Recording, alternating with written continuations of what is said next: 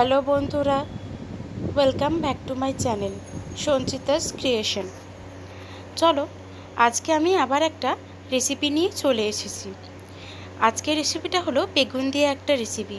যারা বেগুন খেতে ভালোবাসে না তারাও কিন্তু এই রেসিপিটা একবার ট্রাই করে দেখতে পারে। আজকের রেসিপিটা হলো ভারবা বেঙ্গন বা হচ্ছে পুর ভরা বেগুনের একটা রেসিপি।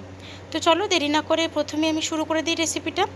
দেখো, এখানে প্রথমে এই যে ছোট ছোট বেগুনগুলো নিয়ে নিয়েছি আর এটাকে 4 ভাগ করে কেটে নিয়েছি। পুরোটা কাটবো না, হালকা করে 4 ভাগ করে এটাকে কেটে নিচ্ছি।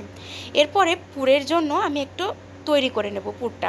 প্রথমে দিয়ে দিচ্ছি, দেখো এখানে 2 চামচ বেসন, তারপর দিয়ে দেবো পরিমাণ মতন লবণ, দিয়ে দেবো হচ্ছে কাশ্মীরি লঙ্কার গুঁড়ো, তারপরে দিয়ে দেবো হচ্ছে এখানে গরম মশলা, আর তারপরে হচ্ছে একটু এখানে দিয়ে দেবো হচ্ছে চাট মশলা। এরপরে এখানে দিয়ে দিলাম একটু সর্ষের তেল। এরপরে হালকা একটু জল দিয়ে এটাকে একটু মাখো মাখোভাবে মিশিয়ে নিতে হবে। এরপরে পুরটা যখন আমাদের তৈরি হয়ে যাবে, এরপরে দেখো এই পুরটাকে আমি এই বেগুনের মধ্যে অল্প অল্প করে রেখে দেব।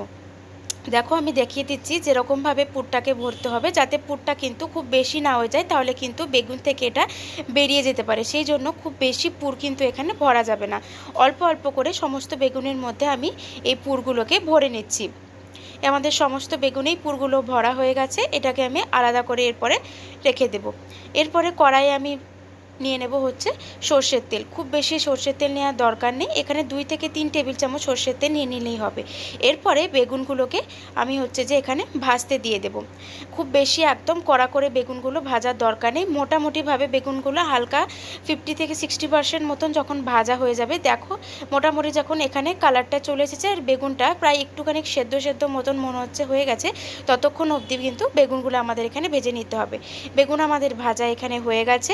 বেগুনগুলোকে আমি এরপরে তুলে নিচ্ছি একটা একটা করে।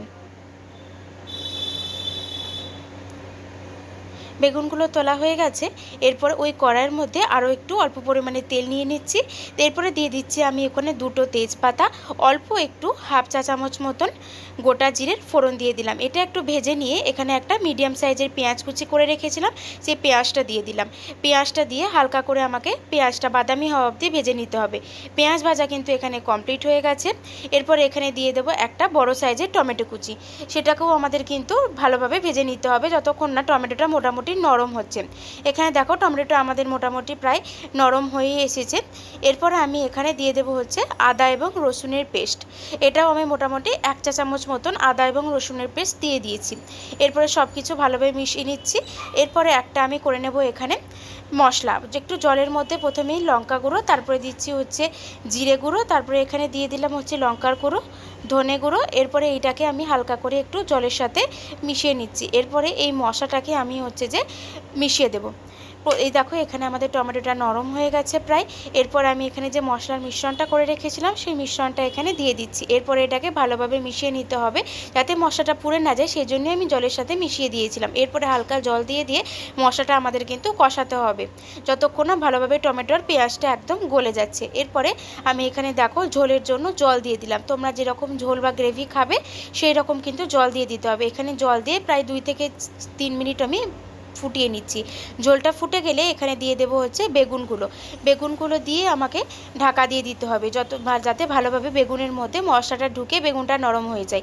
প্রায় আমি 6 থেকে 7 মিনিট পরে এখানে দেখব যখন ঝোলটা প্রায় 70% মতন মরে গেছে, দেখব বেগুনটাও কিন্তু আমাদের পুরো সেদ্ধ হয়ে গেছে।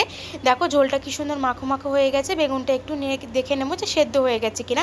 আমাদের কিন্তু এখানে গ্রেভি একদম রেডি হয়ে গেছে। এটাকে আমি আলাদা একটা পাত্রে তুলে রেখে দিচ্ছি। তাহলে আজকে আমাদের রেসিপি হচ্ছে যে এখানেই শেষ করছি। আমার চ্যানেলটা ভালো লাগলে সাবস্ক্রাইব করবে এবং লাইক অ্যান্ড কমেন্ট